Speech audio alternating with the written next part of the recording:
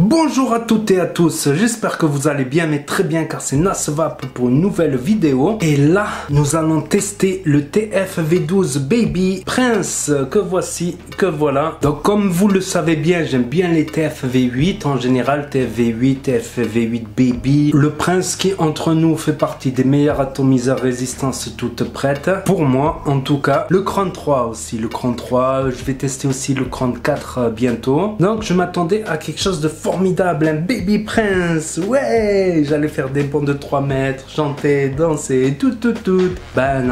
Ben non, j'ai été un petit peu déçu, même beaucoup déçu. J'ai peut-être eu un mauvais lot, donc je compte sur vous pour me dire en commentaire ceux qui ont testé le Prince Baby. Donc sinon, mettez un pouce bleu et abonnez-vous pour voir la suite de la vidéo, le plan serré. Merci.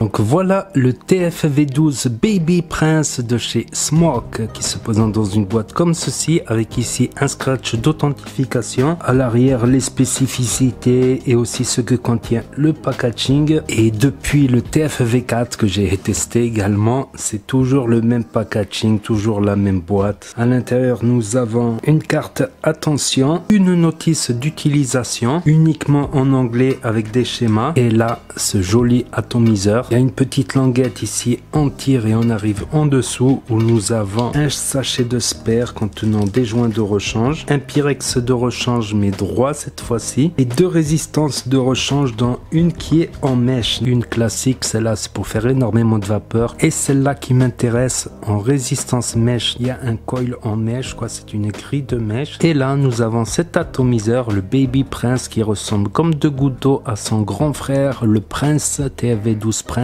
Donc là avec la bubble il fait une capacité de 4,5 ml ce qui est correct et avec le pyrex droit de 3 ml exactement. Donc il est marqué qu'il fait 26 mm de diamètre mais en fait c'est au niveau de la bubble qui fait 26 mm. Ici il fait 22 mm donc il est tout petit en fait. Le pin 510 ne ressort pas énormément. Là on peut voir les airflow, ils ont une butée de part et d'autre, donc il y a deux grandes arrivées d'airflow pour les résistances les plus aériennes. Au dessus nous avons un drip tip en résine qui est pas évident à enlever, donc c'est du 510 quoi, la drip tip 510 qui ressemble à un drip tip 810 et là pour l'ouvrir comme le Prince il y a un petit bouton, donc on appuie sur le bouton et hop il s'ouvre, il laisse un petit haricot, donc les twists elles passent si on remplit au bordin des côtés du haricot quoi, et en remplissant doucement avec une twist. Et pour le refermer comme ceci, donc faut vraiment appuyer franchement dessus pour l'ouvrir, donc il risque pas de s'ouvrir pour rien, mais on sait jamais, faites attention quand même. Donc pour accéder à la résistance et la changer, en mettre une neuve etc,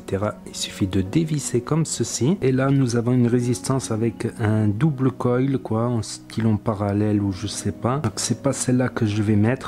Donc j'ai eu énormément de mal à enlever cette résistance, elle était très bien vissée quoi, donc on peut voir au fond la cuve. Et chose marrante c'est que le plot il bouge quoi, on peut l'enfoncer et voilà on peut le faire ressortir un peu plus. Donc on va y mettre cette petite résistance en mèche qui est de 0,15 ohms, conseillé entre 40 et 80 et meilleur entre 60 et 70 watts. Et en général Smoke il se trompe pas là-dessus, sur les bests c'est souvent le cas. Pour une meilleure durée de vie de la résistance il est préférable de vaper au plus bas du best ou légèrement en dessous du best quoi, 5 watts en dessous du best ça sera nickel pour avoir une durée de vie de résistance maximum. Donc je vais y mettre le Beijing Plume, donc c'est un jus que je connais très bien quoi, qui est très sucré, très fruité à l'asiatique. Pour amorcer la résistance suffit de mettre un peu de liquide tout le tour là, pas au milieu quoi, attendre que ça absorbe et en remettre jusqu'à voir les fentes ici qui s'humidifient quoi. Sinon ce que vous pouvez faire c'est que vous pouvez en mettre aussi ici dans les fentes pour accélérer, refermer le tout, remplir et laisser attendre 5 minutes, 10 minutes ou un quart d'heure le temps que la résistance s'imbibe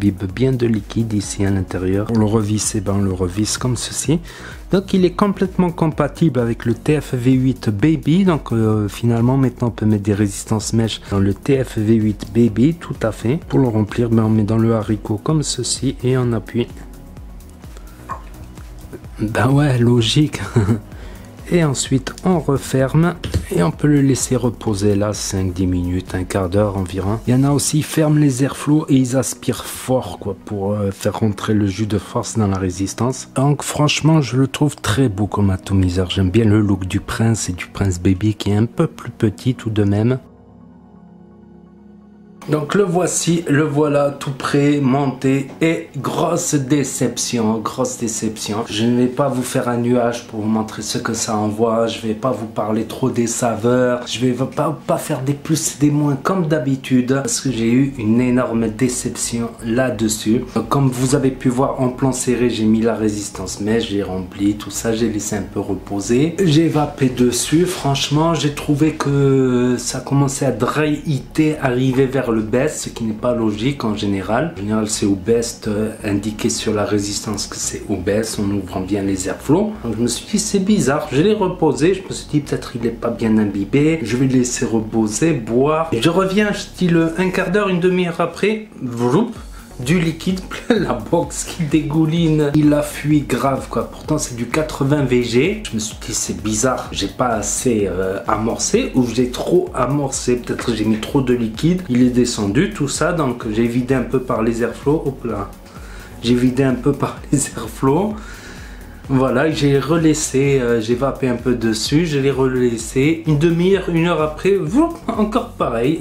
Je me suis dit, c'est pas possible. Donc, ce que j'ai fait moi, c'est que j'ai dévissé la résistance en mèche, je l'ai revissé. Je me suis dit, peut-être que je l'ai pas assez vissé. Donc, je l'ai revissé, tout ça. J'ai re-rempli comme un con et pareil. Du liquide plein la box, comme sur le TFV 8X Baby. Ma parole, je l'ai cassé en plus, le X Baby. Ça m'a refait la même chose. Je me suis dit, c'est peut-être un défaut de la résistance, je suis peut-être tombé sur un mauvais lot de résistance, donc j'ai décidé de mettre la Q2. Donc on va mettre la Q2. Donc finalement je vais mettre celle-là qui est une double coil assez aérienne, une sorte de Q2, et avec la Q2 pareil, une demi-heure, une heure après, la box qui sort dégouline de liquide. Je me suis dit c'est pas possible, toutes les résistances, on peut avoir un mauvais lot de résistance, mais là c'est une sorte de Q2 quoi, c'est pas la résistance en mèche quoi. Ils auraient un mauvais lot sur chaque résistance, j'y crois pas quoi. Ils sont un peu leaders sur le marché quoi. Donc je me suis dit c'est compatible avec le TFV8 Baby, donc j'ai mis une résistance du TFV8 Baby. Ma parole les amis,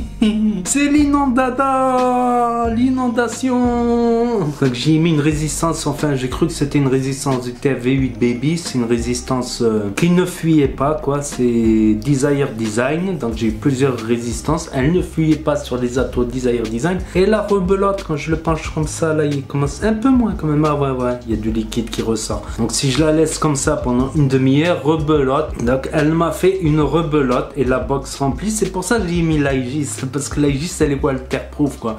J'éviterai quoi de plonger une de mes box dans du liquide quoi. En général quoi, j'évite. Voilà, l'Aegis elle est waterproof donc ça va. Et la rebelote avec les résistances Desire Design qui ne fuyaient pas sur l'auto Desire Design. Donc j'en conclus que j'ai peut-être eu un mauvais lot de TFV12 Baby, peut-être Baby Prince. Je pense que j'ai eu un mauvais lot, que ça vient du pas de vis en bas qui laisse passer du liquide. Je pense que c'est ça, j'ai beau visser, dévisser, bien visser, trop visser, pas assez visser, ça me refait le même coup, et là encore ça me refait le coup quoi. Donc dites-moi en commentaire si vous avez le Prince Baby, le TFV12 Prince Baby. Je ne parle pas du TFV8 Baby version 2 ni du grand TFV12 Prince que j'ai beaucoup aimé, ma parole. Donc pour moi le Prince, le grand Prince, c'est un des meilleurs en résistance toute prête. Par contre ce Prince Baby là là encore, voilà, je le penche, il y a une goutte qui ressort par les airflows. Ma parole, là, les amis, cet ato, il fuit. Donc, je compte sur ceux qui l'ont testé pour me dire en commentaire s'ils ont eu le même souci que moi, pour savoir si j'ai eu un mauvais lot avec un mauvais pas de vis ou si c'est en général. Donc, en attendant, je ne le conseille pas du tout. J'aime bien le TFV8 Baby, le TFV8 Cloud Beast. J'aime bien le j'ai bien aimé le TFV4, le premier du nom, le TFV12 Prince, qui pour moi est un des meilleurs atos en résistance toute prête aérienne. Mais celui-là et le X Baby, je sais pas, je dois avoir une malédiction, il fuit grave quoi, et donc je les conseille pas. Même le TFV12 Cloud Beast, l'ancien TFV12 qui avait pas énormément de saveur, où tu pouvais monter à 200 à 300 watts, au moins il fuyait pas, t'avais pas d'excellente saveur avec les résistances du Cloud Beast, mais au moins il fuyait pas, il marchait, au moins tu vapais. Là tu peux pas, là il fuit tout le temps quoi. D'ailleurs je me demande pourquoi ils ont sorti le TFV8 Baby version 2 alors que là ils ont déjà fait un TFV12 Prince Baby quoi. C'est peut-être qu'ils se sont rendu compte qu'ils ont fait une erreur et ils ont sorti celui-là. Et apparemment a de bons retours celui-là d'après ce que j'ai entendu. Donc je vais le faire très bientôt en vidéo, ainsi que le Crown 4 également, qui a beaucoup plu à Rip Tripper également. Donc n'hésitez pas à vous abonner si vous voulez suivre mes prochaines vidéos. N'oubliez pas les pouces bleus, les pouces bleus, les pouces bleus, même si le matériel est défectueux, sinon vous aurez des trahites. N'hésitez pas à commenter, ça me rendra service pour savoir si j'ai eu un mauvais lot de Prince Baby ou pas. N'hésitez pas à partager, à cliquer sur la cloche. Et moi je vous dis à très bientôt les amis, les potos, pour de nouvelles vidéos, revues et tutos. C'était Nasvap pour vous servir. Et vous savez très bien que si la taux ne fuit pas, ben la cigarette trépasse et ça va peu bien.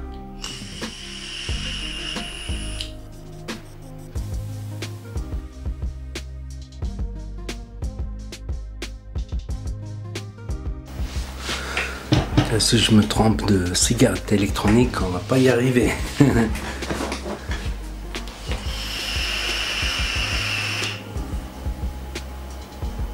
Bah, j'ai mis la résistance mèche par-dessus. Ah, il y a du liquide. Ça m'énerve.